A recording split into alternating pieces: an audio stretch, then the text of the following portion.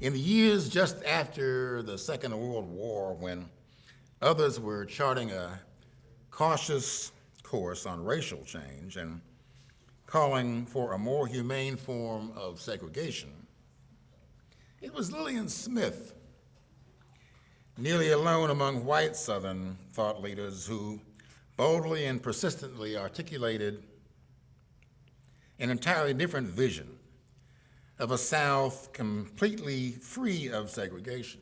And following her death in 1966, the Southern Regional Council established an annual award in her name, to recognize authors whose work is in the tradition of Lillian Smith, work of outstanding moral vision and literary merit, which at the same time honestly portrays the South, its people, its problems, and its promise.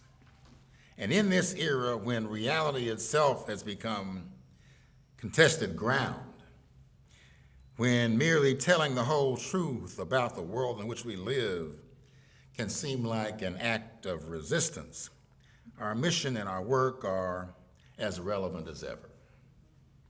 And so for the last several years, this award has been presented as a partnership between the Southern Regional Council, which originated the award, the University of Georgia Libraries, which house the Lillian Smith papers, Piedmont College, which operates the Lillian Smith Center in Clayton, Georgia, and the Georgia Center for the Book, which for years has presented the Decatur Book Festival. And for those who don't know, this, the nation's largest independent book festival, after a pandemic-driven hiatus, resumes operation this weekend.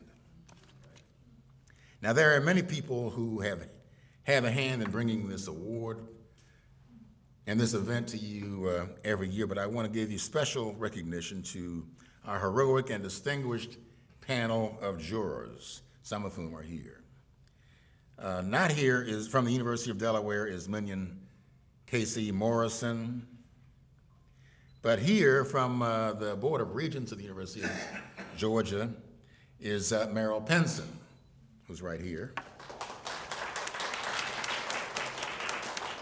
From the Atlanta Fulton Public Library, we have James Taylor, who's here. From Tennessee State University, we have Dr. Melvin Johnson, who is here. And not here, but here in spirit is our chair from Clark Atlanta University, Mary Twining Baird, who retires this year after having served as a juror continuously for more than a decade. Won't you please join me in thanking Mary and all of our other jurors, as well as our institutional partners.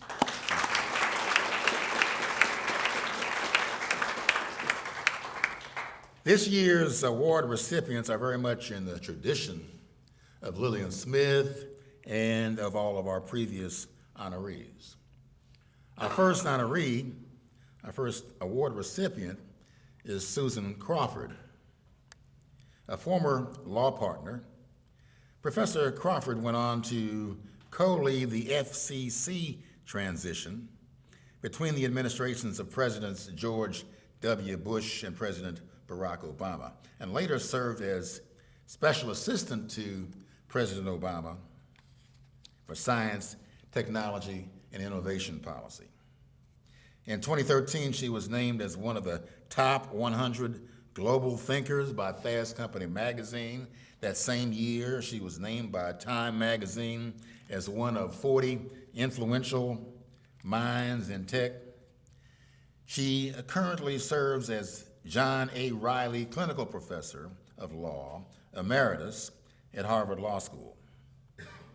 We honor her today for her book, Charleston, Race, Water, and the Coming Storm.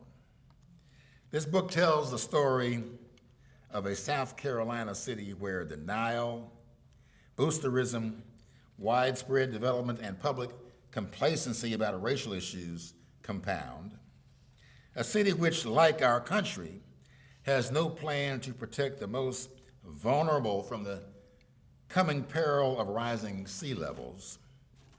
The book portrays the city as a bellwether for the rest of the coastal United States, and yet as a city which stands peculiarly at the intersection of climate and race. We are pleased to present a Lillian Smith Book Award for 2024 to Professor Crawford for her provocative telling of a story which needed to be told.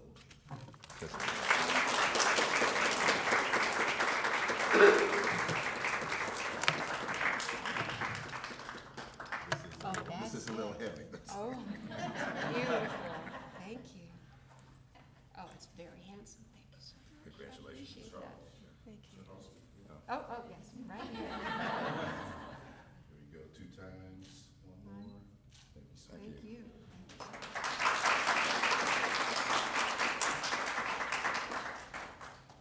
I'm very touched and moved to be here. Thank you to the Southern Regional Council, to its many institutional partners.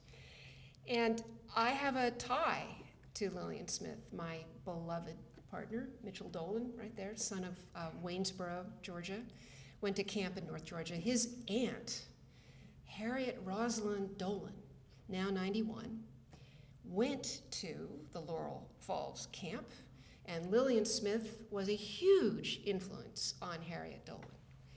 And she talks of her passionately to this day. She was 12 years old, 1944, made a big impact on her life. And I have been in the presence of Harriet Dolan, and Harriet Dolan has been in the presence of Lillian Smith. So by the transitive property, I feel quite connected and very touched, really touched to be here today.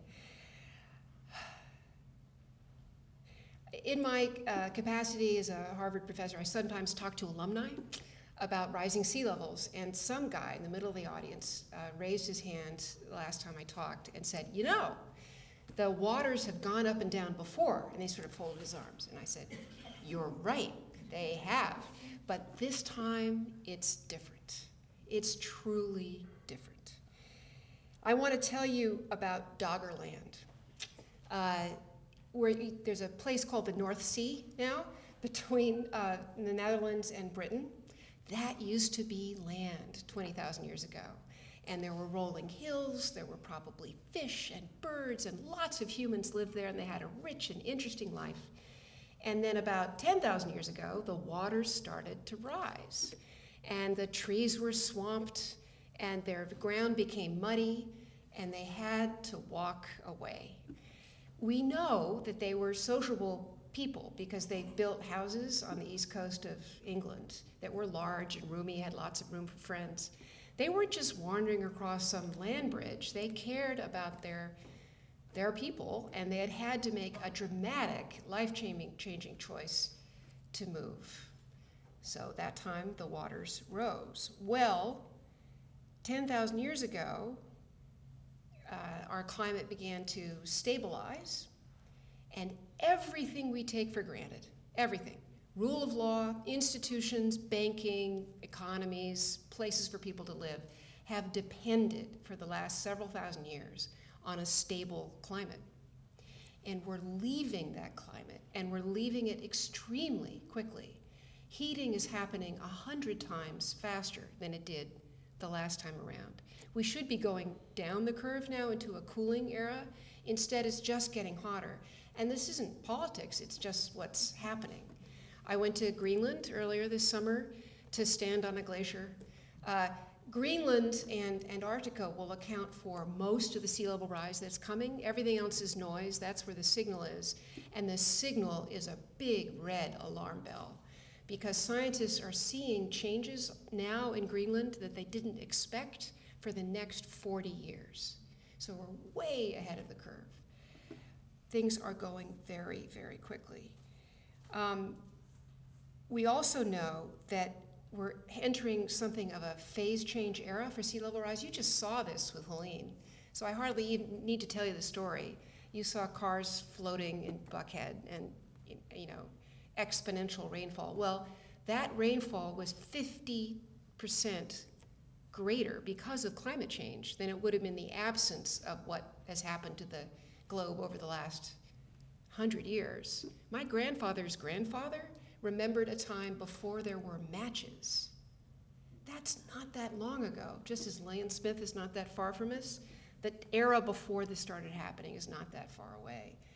And we know that there'll be a big phase change in 2050, scientists tell us, where big pulses of water will arrive.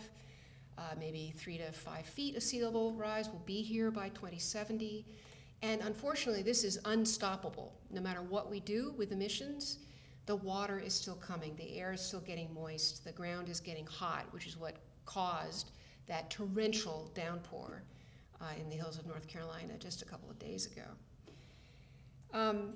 So we know it's coming. We know it's coming quickly.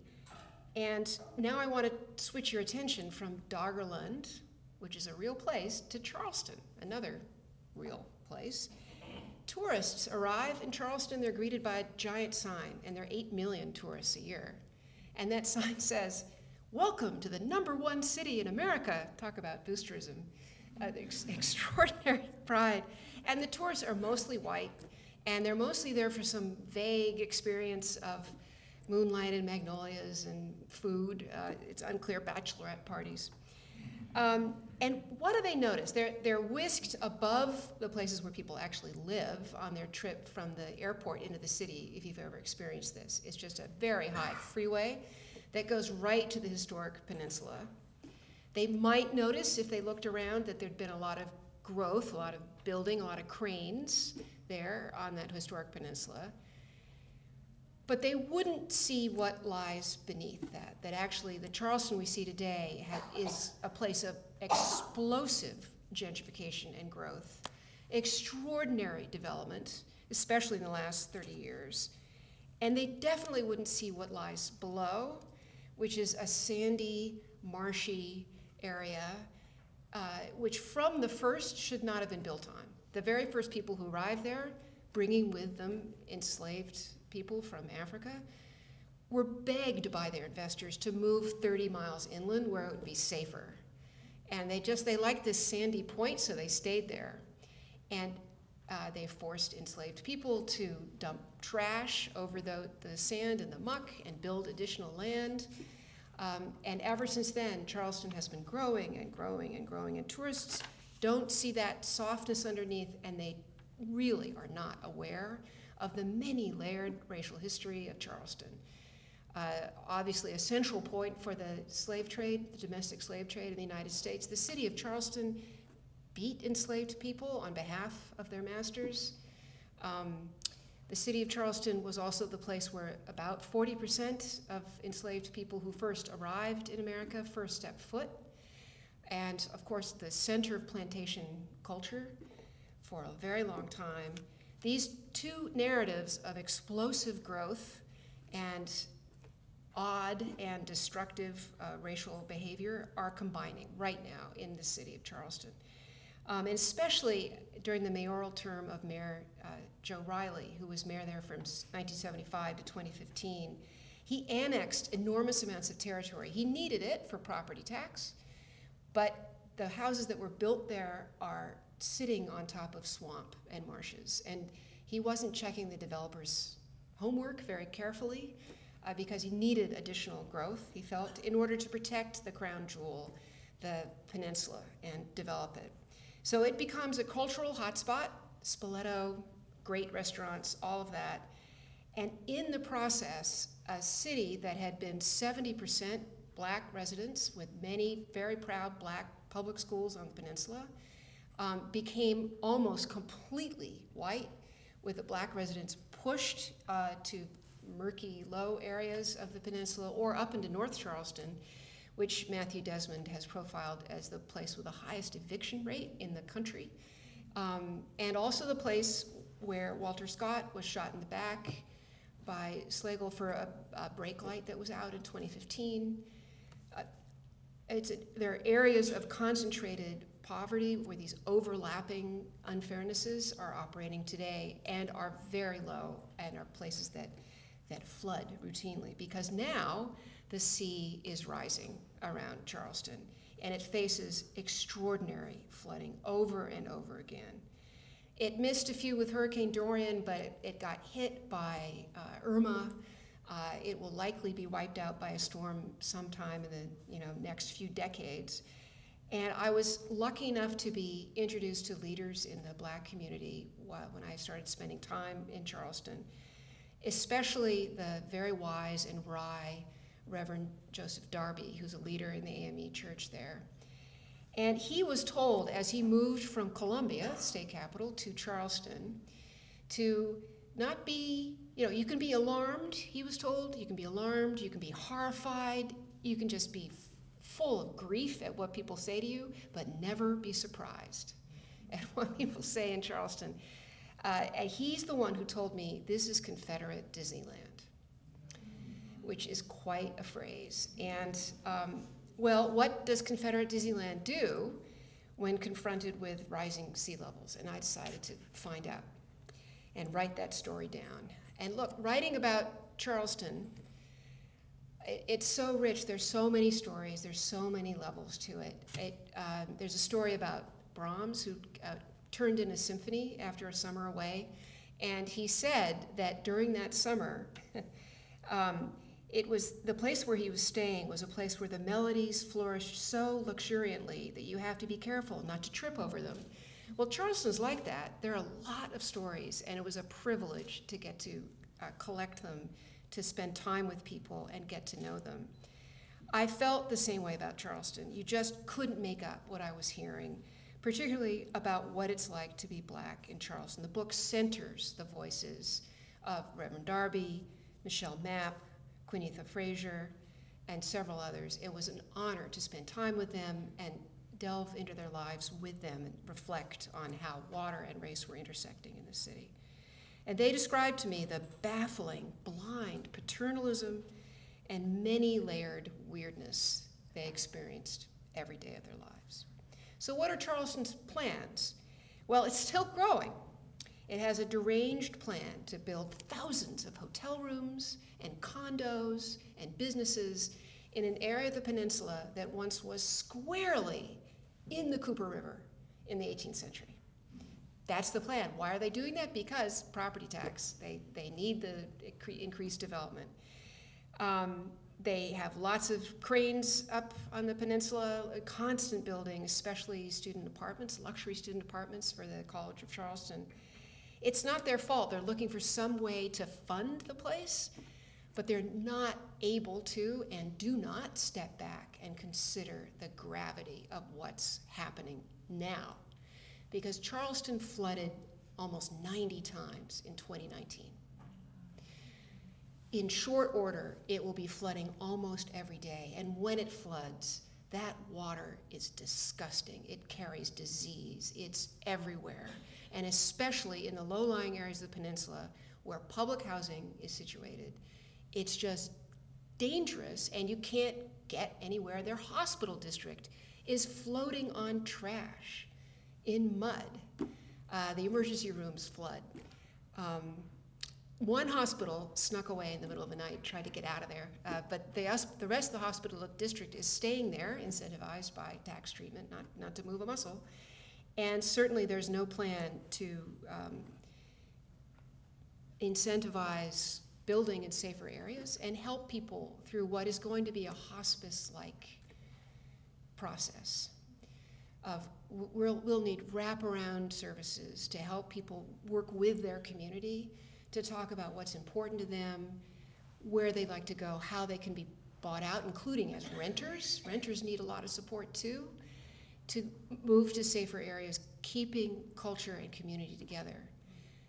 It's the most difficult, ideological, existential, moral crisis we face, and almost nowhere is even thinking about it, and Charleston isn't either. But Charleston is a perfect crystallization of all of these American tendencies.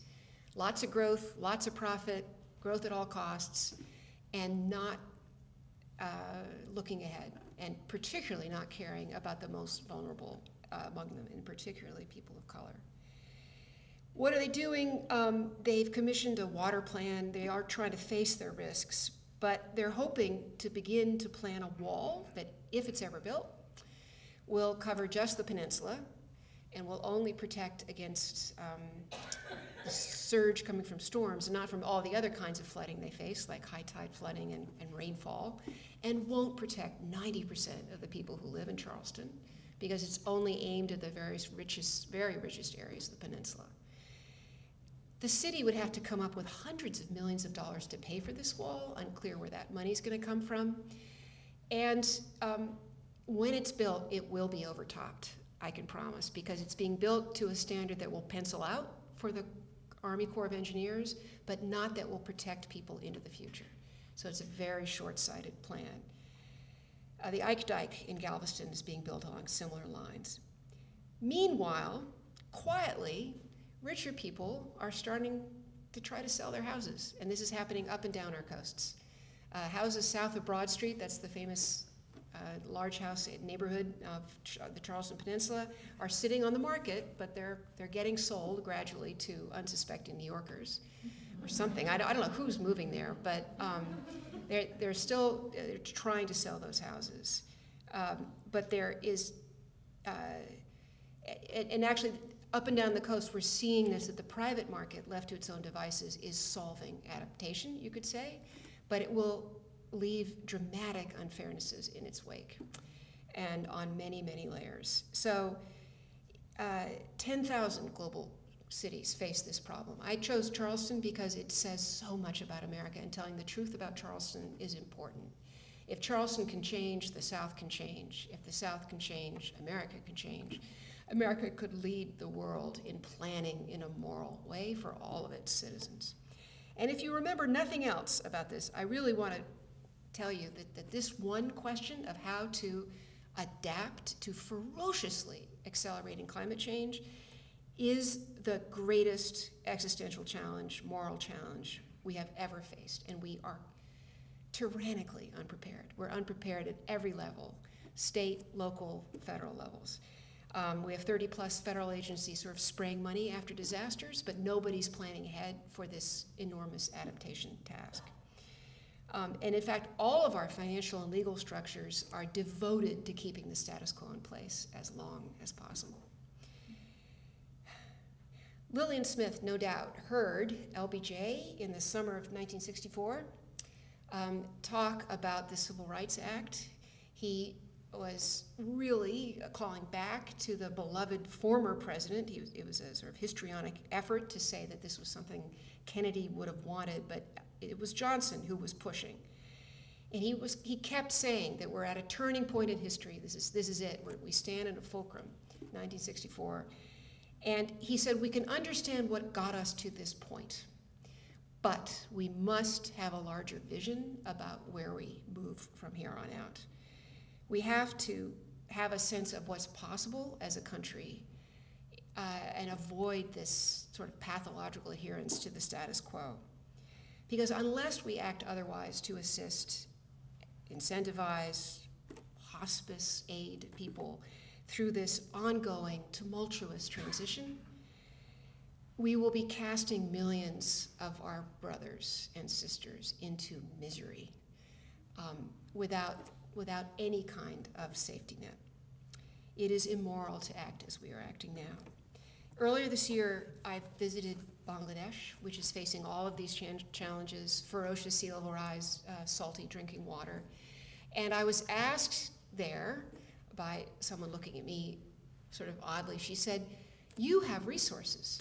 You have fresh water, you have a lot of land, you have a functioning government. Why aren't you coping with this? We know we can't in Bangladesh, but why aren't you? And that is our question as a country. If only we had the political will to deploy the forces at our disposal. So I cannot tell you how honored I am by this award. I'm really touched and delighted to be here. And I'm grateful for your attention tonight and just grateful to be here. Thank you very much.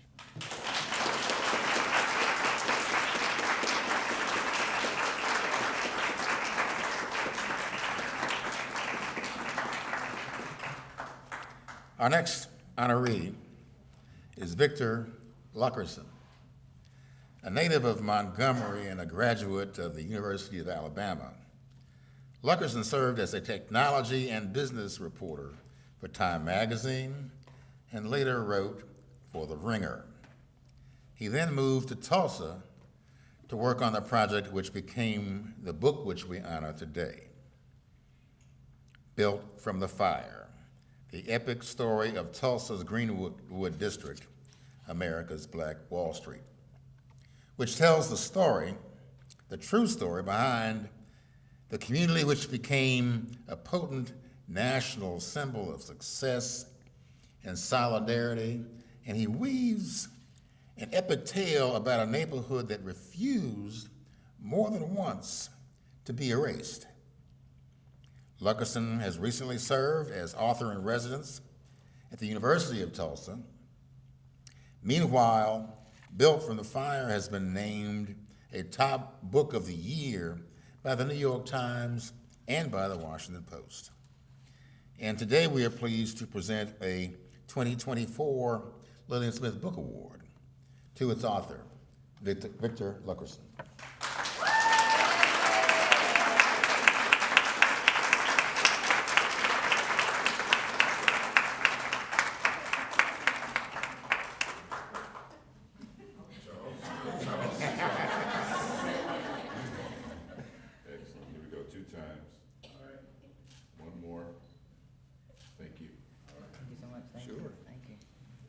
It's heavy, y'all. So, you know.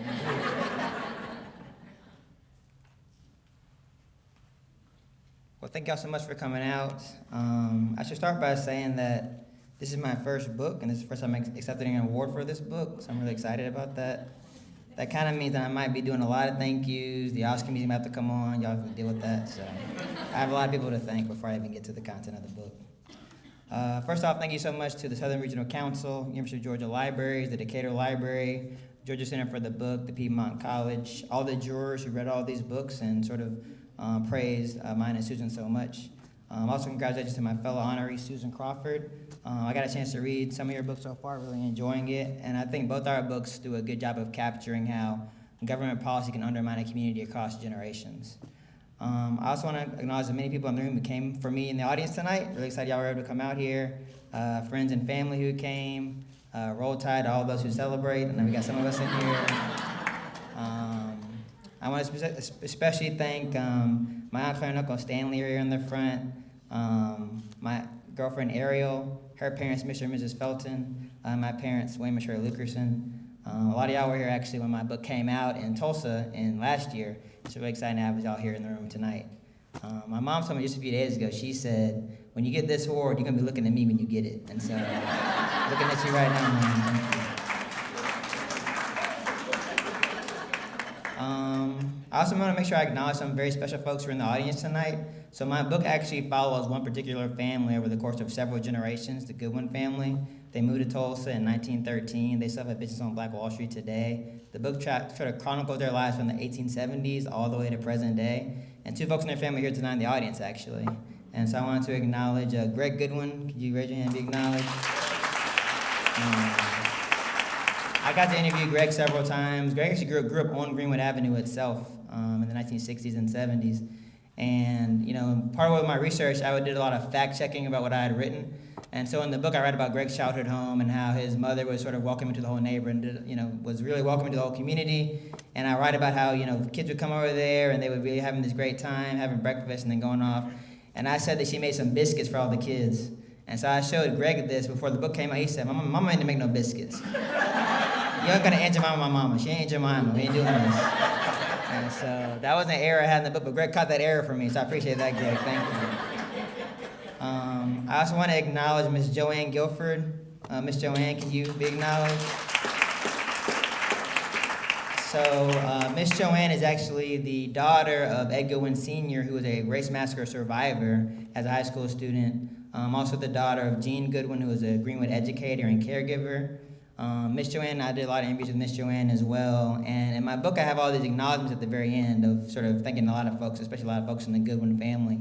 And so when I would do these interviews with Miss Joanne, she would make me these sandwiches a lot. I would go to her house in Tulsa, she'd make me sandwiches and all this. And so in the acknowledgments, I said, Miss Joanne, thank you for the sandwiches. And she called me after and said, Victor, how are you going to have these people think all I ever did was make sandwiches? What are we doing here? And so, in fact, Miss Joanne was an educator in Tulsa herself. She actually integrated Tulsa Public Schools as an educator, served on the Tulsa School Board, was a principal. She did it all. And she recently had a birthday. I'm not going to say her age, but she is 91 years old. There it is. All right. She's the leader of the Goodwin family. She's truly earned her stripes. I'm so glad you're here tonight. So thank you for coming out, Miss Joanne. Thank you so much. And so in terms of my time here being able to talk to y'all a little bit tonight, I really wanted to take you through a brief journey through Greenwood, through the history. My book covers a lot of the story of this neighborhood, and I want to try to get through a little bit of it in the few minutes I have with y'all this evening. And I wanted to kind of start actually just by reading the opening of the book. This is the first chapter of the book, page 1. The first words I actually wrote when I decided to sort of start at the beginning and try to capture the world of Greenwood. They called it the Eden of the West. When boosters crafted tales of the land known as the Creek Nation, Indian Territory, and eventually Oklahoma, they wrote of fertile soil that could grow any crop, yielding shoulder-high acres of wheat and melons ready to burst in their succulent ripeness. They described a righteous realm, where any newcomer would have equal chances with the white man, while those who remained in the old world, the Deep South, were slaves allowed to be killed at any time. Most important to James Henry and Carly Goodwin, they spoke of good schools for colored children, places where the seeds of prosperity could be sown in the one terrain that could not be burned, stolen, or erased by an interloper, the terrain of the mind. So these are the opening words to my book, Built from the Fire. And I've been reflecting on them a lot more as I've traveled around the country over the last year talking about this book and this history. Today I'm going to take us on a journey through the terrain of the mind, the place where movements both righteous and rageful begin, the place where school boards and libraries are currently battling over the future of American education, the place where the memory of Greenwood is flickering in and out of the national consciousness over the last 103 years. Let's go back to the beginning. In the early 1900s, Oklahoma was a place where black folks thought they could have a fresh start. As Jim Crow policy seized the Deep South with an ever-tightening grip, Oklahoma was seen as a promised land for black people. It was a place where 3/4 of black farmers owned their acreage, and more than 80% of black folks could read. Between 1900 and 1920, Oklahoma's black population tripled as people trekked to the state however they could, on crowded trains and weary-covered wagons. A few even came on foot. Greenwood became Oklahoma's brightest star of all. Imagine living in a place where most of your teachers at your high school had master's degrees. That was true in Greenwood. Imagine living in a place where black folks owned their land rather than renting it. That was true in Greenwood. Imagine living in a place where the defining measure of success was not money, but community involvement. That was true in Greenwood. If we were in the old Greenwood right now, I'd be talking to you not at Decatur Public Library, but at Mount Zion Baptist Church, which is built in the heart of the neighborhood with 70,000 bricks and countless numbers of prayers. After the talk, we'd have dinner at Susie Bell's Cafe at 106 North Greenwood Avenue, where Miss Bell's smothered chicken was a neighborhood delicacy. Once the meal was done, we'd catch a vaudeville show at the Dreamland Theater, where lions snaked around the block every weekend. And just maybe after that, we'd sling into a dim bar like the Zulu Lounge, where ragtime music dominated the piano, and a substance called chalk beer looked like grapefruit juice, but tasted like a Good Friday night. We'd meet women like Lula Williams, the famous amusement queen, who owned the Dreamland Theater, and a leopard print coat to match it. Men like A.C. Jackson, the genius doctor who the Mayer brothers called the most able Negro surgeon in America. Mabel Little, a beautician who was so good with hair, she even convinced a few men she could save their receding hairlines. And J.H. Goodwin, who helped build Tulsa's first black hospital. What a community contributes to you, Goodwin once wrote, can be measured only in terms of what you give back to that community. By 1921, Greenwood was filled with doctors, attorneys, writers, hoteliers, and shop owners. Here, the terrain of the mind was as verdant as a spring meadow. As Greenwood championed black independence, black entrepreneurship, and black strength. Mary Jones Parrish, a local typing teacher, was one of the first people to call the Negroes Wall Street. But more than riches, what drew Parrish to Greenwood was the wonderful cooperation she observed among her people. But this terrain that Greenwood had cultivated, it was contested. The neighborhood success stirred something dark in the minds of many white Oklahomans. Oklahoma at its founding had declared that black ambition and intellect were at odds with the white agenda. As a rule, Negroes are failures as lawyers, doctors, and other professions. William Murray, a future governor of Oklahoma, said at the state's constitutional convention, "It is an entirely false notion that the Negro can rise to the equal of the white man." Not long after Murray's speech, the state chose to segregate schools, train cars, and phone booths. In Tulsa, even interracial baseball games were banned. Hateful rhetoric and dehumanizing laws inevitably lead to violence. It was true then, and it's true now. During the 1910s, lynchings became a regular occurrence across the Deep South and its warped appendage, Oklahoma. Race riots spread across the country during a period so bloody it became known as the Red Summer. The violence seemed to be closer to Greenwood with each passing year.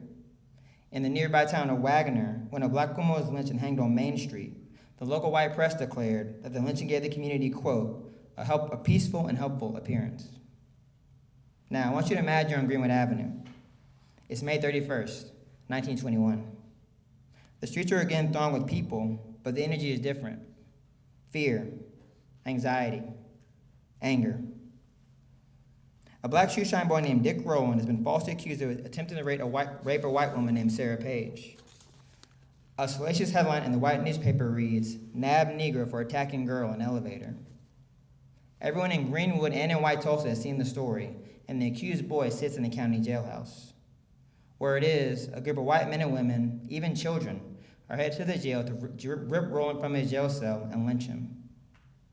On the streets of Greenwood, men are gathering weapons and planning a march to the courthouse where they will protect the boy and face down any white man who gets in their way, no matter the cost. Ultimately, a group of about 75 armed black men marched to the courthouse that night. Many of the men were World War I veterans who had served their country abroad and returned to inequality at home. When they reached the jail, the black veterans demanded the release of Rowland, but the police refused. Soon a black soldier and a white man got in an argument over a gun, a gunshot went off, and all hell broke loose. During the night, black and white men shot each other through the streets of downtown Tulsa. The violence was brutal. One black man was dragged behind a car with a rope around his neck. Another was shot as he ran out of a downtown alley, then surrounded by a mob brandishing knives. Members of the white mob broke into an armory and attempted to seize a National Guard weapons. Many of them were deputized by the Tulsa Police Department. A white man named Laurel Buck recalled going into a police station and being told, quote, "Get a gun and get busy and try to get a nigger." The black men who escaped the initial shootout were treated back to Greenwood to defend their home, but the mob had something worse planned. At dawn the following morning, as many as 5,000 white Oklahomans invaded the Greenwood district, brandishing guns, kerosene, and matches. Fires were set systematically. A team of white men, some of them deputized by police, would enter a home and build a lock off the door if necessary. They smashed the valuables inside, wrenching open dresser drawers, tearing down window drapes. After gathering the bedding, wooden furniture, and other flammable items in the center of a room, the men doused objects in kerosene. Then they lit a match. Each blaze conjured in the twilight carried its own awful story. Over the next several hours, white Tulsa laid siege to Greenwood, destroying more than 1,200 homes, razing hundreds of businesses, and killing as many as 300 people. The most harrowing statistic, there were 8 stillborn babies lost during the chaos of the invasion. The Tulsa Race Massacre, as the event was later known, was one of the worst acts of racial terror in the history of the United States. Now, if you're sitting here in this room with me today, chances are high that you've heard some of this story before. In recent years, the Tulsa Race Massacre has been featured in documentaries, 2 presidents visited Tulsa. It's become much, much more widely known across America. That's a good thing. It's good that we're beginning to honor this history, acknowledging what we haven't in the past. But I'm here to argue that Greenwood cannot be defined by these 36 hours of destruction. When I wrote this book, I wanted it to be a story about creation rather than destruction. And so by the time we finish talking today, when you think of Greenwood, you won't think of angry white men wielding torches and shotguns. You think of the people who called this place home and rebuilt their lives after a cataclysm. Despite the odds, Greenwood rebuilt. A barber took a chair out to the burned-out district as the rubble still smoldered, offering to cut hair. The Dreamland Theater became a makeshift amphitheater, showing films in the open air on muggy summer nights. Attorney B.C. Franklin fielded off schemes to seize Greenwood land while working out of a tent he set up amidst the destruction, armed with a lone wooden desk, a few salvaged law books, and a single typewriter. Within weeks of the massacre, the neighborhood was a sea of white canvas tents. By Christmas, those tents had been replaced by hundreds of new buildings. By 1925, Greenwood was once again humming with hotels, storefronts, and the proud Dreamland Theater. Scars are there, but the neighborhood is impudent and noisy, W.E.B. Du Bois said when he visited. It believes in itself. Greenwood enjoyed a second heyday that stretched from the 1930s all the way to the 1950s. More than 400 businesses filled the district. Musicians from Count Basie to B.B. King to Etta James all performed at black-owned music venues in Tulsa. Steak and frog legs were a local delicacy. Women in pleated skirts and men in Bermuda shorts strutted down the stroll every Friday night. Residents proudly referred to Greenwood as Little Harlem and, yes, the Negro's Wall Street. Greenwood's story was Black America's story. Let me give you an example. So as part of my research, as I talked about earlier, I did a lot of investigation and research about the Goodwin family, and in particular Ed Goodwin Sr., who survived the race massacre as a teenager, who went out to Fisk University, came back to Greenwood as a young man, and became an entrepreneur, owned lots of businesses. And as part of my research, I found out that Ed had been really involved in gambling and the numbers. Anybody here played the numbers, heard of the numbers? Anybody playing the numbers? Okay. You don't have to admit it if you played it. Somebody said, can't tell us, right? Yeah. So the numbers was this gambling pastime, kind of similar to the lottery today, but it was very much illegal in the 1930s. And Ed Goodwin Sr. ran the numbers in Tulsa. He also was involved in bootlegging and some other illegal activities. And so I had a very different image of him in my mind when I started learning about him, and I was really surprised by this. And I would always talk to my mom about my research as I was learning new things about the book. And so one day I called my mom and I said, Mom, I found all this stuff out about Ed Goodwin Sr. He was running the numbers. He was doing bootlegging. Isn't this kind of crazy, don't you think? And so my mom said, well, your granddad did the same thing in Alabama, just so you know. And so that was a really good lesson for me about not only my own family, but also just the route that black folks had to take to get to the middle class back then. If you're trying to get up that ladder back then, there was not going to be anybody giving you a red carpet, giving you any kind of leg up. You got to make your own way leg up. So Ed Goodwin made his leg up, and so did Sylvester Bender. So thank you for letting me know that, Mom. All right, back to the program.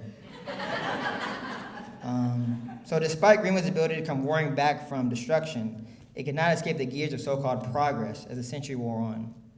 In the 1960s, a slippery new term called urban renewal wormed its way into the government lexicon. The idea was to revitalize urban communities and provide better living conditions for residents. But in reality, neighborhoods like Greenwood were labeled as blighted, and the people living there were forced to move miles away to make room for new projects serving wealthier and whiter residents. Ed Goodwin's family was forced to leave their home on Greenwood Avenue, Greg's family, while the family newspaper office was demolished to make room for an interstate highway. By 1975, only half a block remained of what had once been the most prominent black business district in America. The terrain of the mind and the physical terrain are deeply intertwined. Without preserving the physical spaces that honor the past, it's easy for that past to slip out of living memory. That almost happened in Greenwood. For decades, the white press ignored every anniversary of the massacre. In the 1970s, writers who tried to uncover the truth like I have received death threats. Many survivors didn't tell their stories to their children about what had happened to them. Having been robbed of generational wealth, they didn't want to pass on trauma as an inheritance. But today, Greenwood still stands. And I want to tell you a little bit about how I first came into learning about this story and caring about it so much. So I should say that actually I used to live in Atlanta before starting on this project. I lived in Grant Park. And I was having lunch with a friend in Grant Park, 2017, I believe it was. And the film 12 Years a Slave came up in our conversation. Anybody here seen 12 Years a Slave? Some of y'all I'm sure have seen it.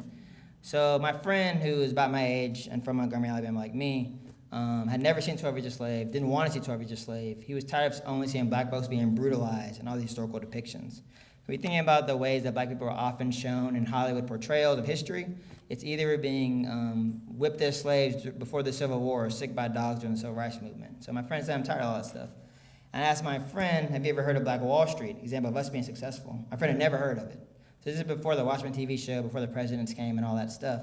And so based on that, my friend himself is a young black entrepreneur. So this idea that he had never even heard about this story of black success when he's trying to almost follow that path to Greenwood made me want to tell the story. And so I got to go visit Greenwood in 2018 on a reporting project for The Ringer, a website I used to be a journalist for. And so I got to go on the 97th anniversary of the race massacre, first time ever in Tulsa. And it was a really striking experience because so it was the anniversary of the massacre, and I expected there to be a lot of reverence for the destruction that had taken place there. You know, this is the anniversary of the event. And there was a vigil happening in Greenwood for a massacre victim. There were maybe 20 or 25 people at this vigil. But in Greenwood, there are way more people going to this baseball game. There's a baseball stadium in Greenwood right now that was built about 10 years ago. And so there are hundreds of people streaming into the baseball stadium while there's about 25 of us acknowledging this has been a site of a mass murder. And so I think for me, both having seen my friend who knew nothing about the success of Black Wall Street, and then seeing that in Tulsa, the destruction of Greenwood wasn't being acknowledged, it really motivated me to want to tell a story that combined those two narratives. And so when you read my book, you learn about the tragedy and the destruction, but also about the joy and the excitement and the humor of being a person who grew up in Greenwood.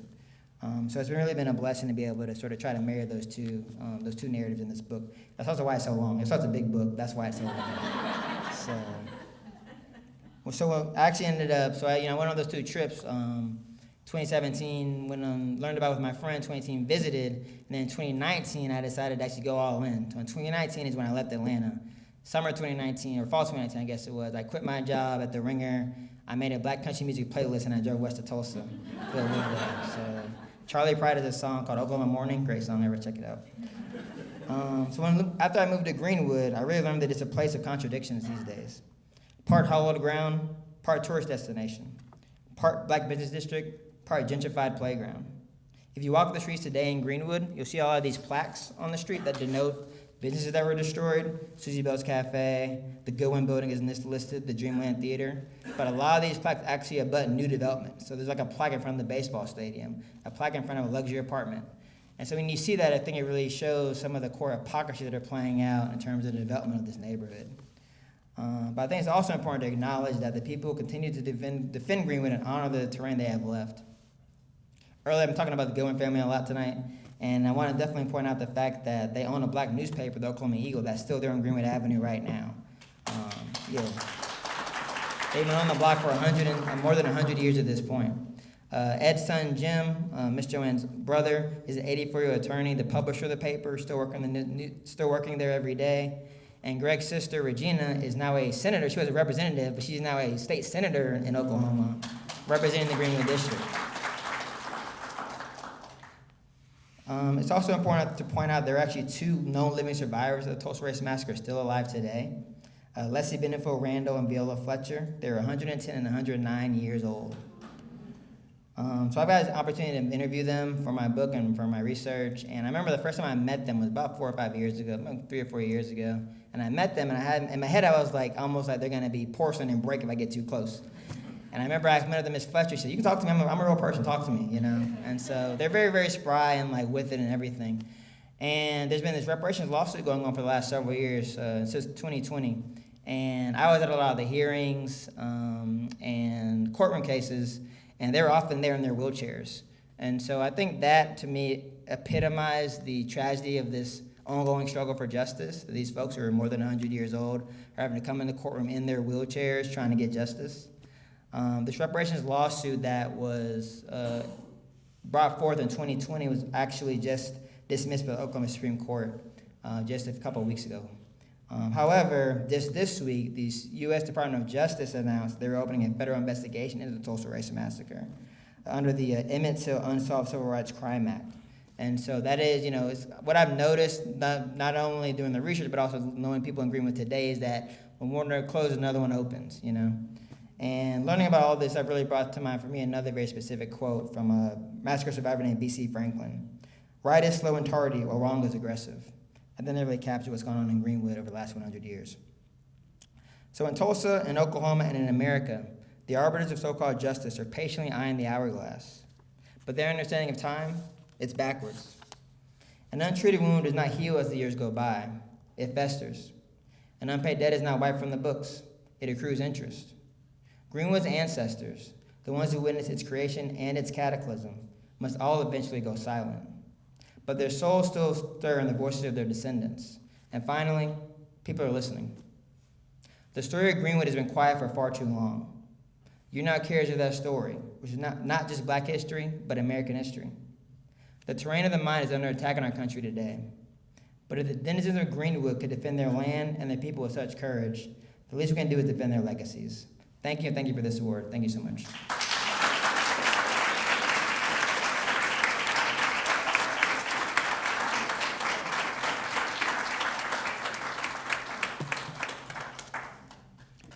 So congratulations again to both of our honorees. Can we congratulate them again, please?